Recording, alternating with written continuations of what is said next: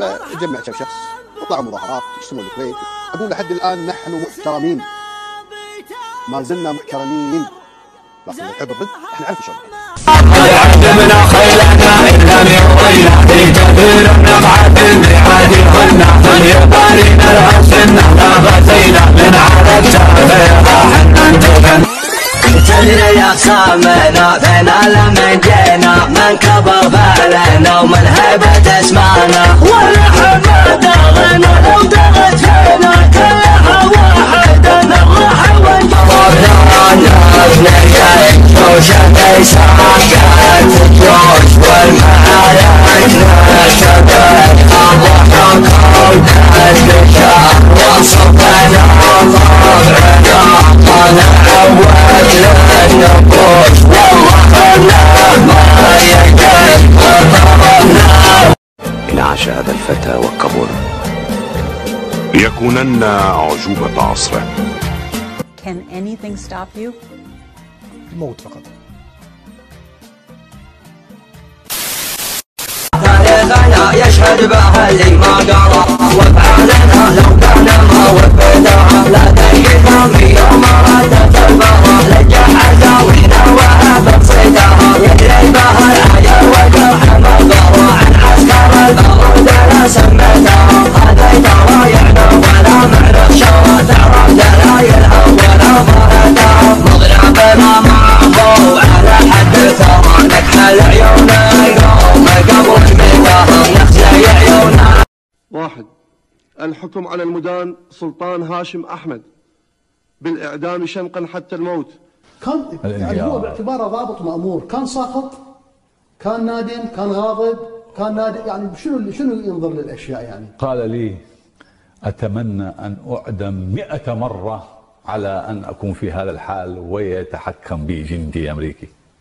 سلام المجد منزل ومقدار فزعت مع ربع كريمة السمالي تزود الأسد الوفيين الأشبار منزلك من بين الرياضي العالي أمني ربع كأنها ضلع سنجار عنهم يشيل الموج عن الثقالي اللي ربعه كأنها ضلع سنجار وأن صدام هو الذي قال وفعل.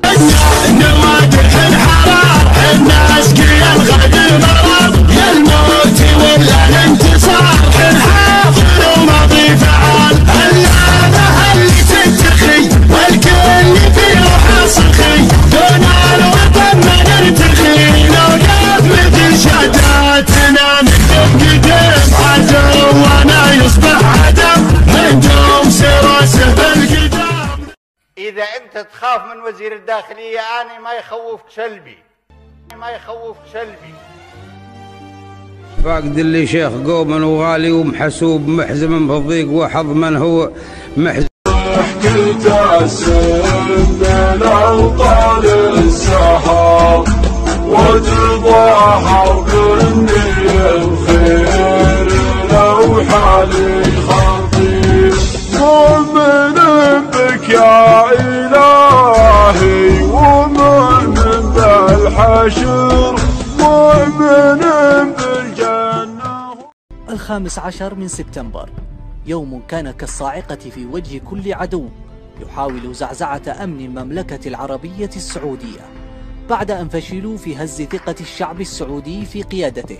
أسموه حراك 15 سبتمبر لخلق أكبر قدر من السخط والاحتقان داخل المملكة، لكن في كل مرة كان الشعب السعودي يخيب آماله ويقولها بصوت واحد: الوطن خط أحمر.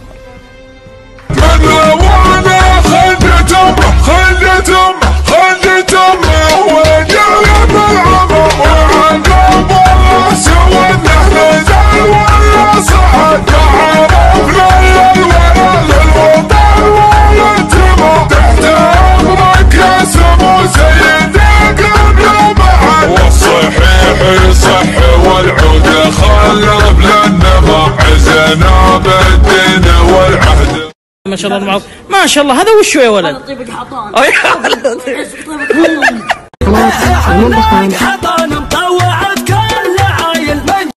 سبسكرايب يا غليل.